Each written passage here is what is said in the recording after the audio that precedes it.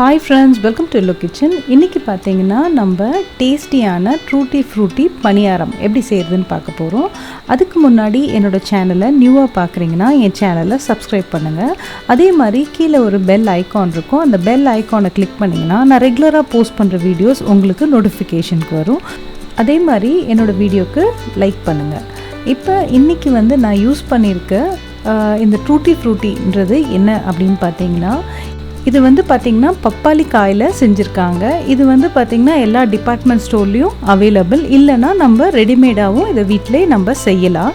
இது மோஸ்டா பார்த்தீங்கன்னா பிஸ்கெட்ஸ், பிரெட், கேக் இந்த மாதிரி எல்லா விஷயத்துலையும் இதை ஆட் பண்ணியிருப்பாங்க. இது ஒரு ஹெல்த்தியான ஒரு விஷயம்தான்.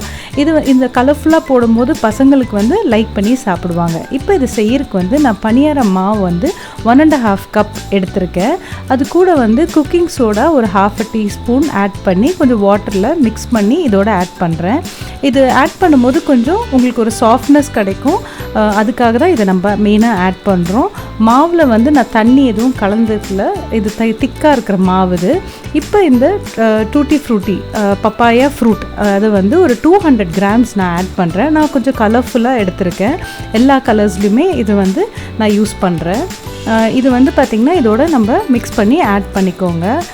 இது எல்லா ஷாப்லேயும் அவைலபிள். நீங்கள் டிபார்ட்மெண்ட் ஸ்டோரில் இல்லைனா இந்த மாதிரி நட்ஸ் அண்ட் ஸ்பைஸ் இந்த மாதிரி ஷாப்பில் எல்லா இடத்துலையுமே இது அவைலபிள். இது ரொம்ப டேஸ்ட்டாகவும் இருக்கும். இது சும்மாவே நம்ம சாப்பிட்லாம். இப்போ இது கூட நான் வெண்ணிலா எசன்ஸ் ஒரு 1/2 டீஸ்பூன் ஆட் பண்ணுறேன். இப்போ பார்த்தீங்கன்னா வெல்லம் நான் காய்ச்சி ஒரு 5 டேபிள் ஸ்பூன் ஆட் பண்ணுறேன்.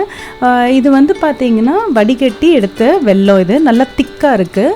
ஸோ திக் பாக தான் நான் இப்போ இதில் ஆட் பண்ணுறேன். ஸோ இதில் நான் தண்ணி எதுவுமே ஆட் பண்ணல. இப்போ பாகு ஊற்றின உடனே பார்த்தீங்கன்னா இது நல்லா வாட்டர் கண்டென்ட் மாதிரி ஆகிடும். ஸோ இப்போ இதை நான் ஒரு 5 மினிட்ஸ்க்கு அப்புறம் தான் இதை நான் யூஸ் பண்ண போகிறேன். இப்போ நான் பனியார சட்டியை ஹீட் பண்ணியிருக்கேன். இப்போ ஸ்லோ பண்ணிவிட்டு நான் 1 டேபிள் ஸ்பூன் அளவுக்கு பட்டர் யூஸ் பண்ணுறேன். பட்டர் கொஞ்சம் நிறையாவே இதில் ஆட் பண்ணிக்கோங்க. அப்போ தான் இது ரொம்ப டேஸ்ட்டாக இருக்கும்.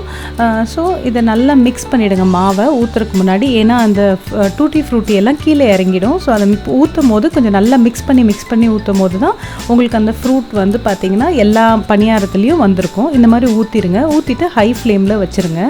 தேவைக்கேற்ற பட்டர் திருப்பி கொஞ்சோண்டு மேலே மட்டும் நான் ஆட் பண்ணுறேன். அப்போ தான் அந்த கார்னர்ஸ் எல்லாமே கொஞ்சம் நல்லா குக்காயும் நல்லா கிறிஸ்பியாக இருக்கும் உங்களுக்கு டேஸ்ட்டாக. ஸோ அதுக்காக நான் கொஞ்சோண்டு பட்டர் ஆட் பண்ணுறேன். இப்போ இந்த பட்டர் போட்ட அப்புறம் ஒரு 2 மினிட்ஸ்க்கு நம்ம குக் பண்ணோம். அதை திருப்பி விட்டுட்டு திருப்பி ஒரு 2 மினிட்ஸ்க்கு லோ ஃப்ளேமில் குக் பண்ணுறோம். குக் பண்ண அப்புறம் நம்ம இது எடுத்துடலாம். இப்போ இது இந்த மாதிரி ரெடியாக இருக்கும். இந்த மாதிரி இப்போ இதை நீங்கள் ஈவினிங் ஸ்நாக்ஸாக இல்லை மார்னிங் பிரேக்ஃபாஸ்ட்டாக கூட இதை நீங்கள் சர்வ் பண்ணலாம். இது ட்ரை பண்ணி பார்த்துட்டு உங்களோட கமெண்ட்ஸை எனக்கு ஷேர் பண்ணுங்கள். உங்களுக்கு என்னோட எல்லோ கிச்சன் சேனல் பிடிச்சிருந்தா லைக் பண்ணுங்கள், ஷேர் பண்ணுங்கள், சப்ஸ்கிரைப் பண்ணுங்கள். மறக்காமல் கீழே இருக்க பெல் ஐக்கானை கிளிக் பண்ணுங்கள். தேங்க்யூ.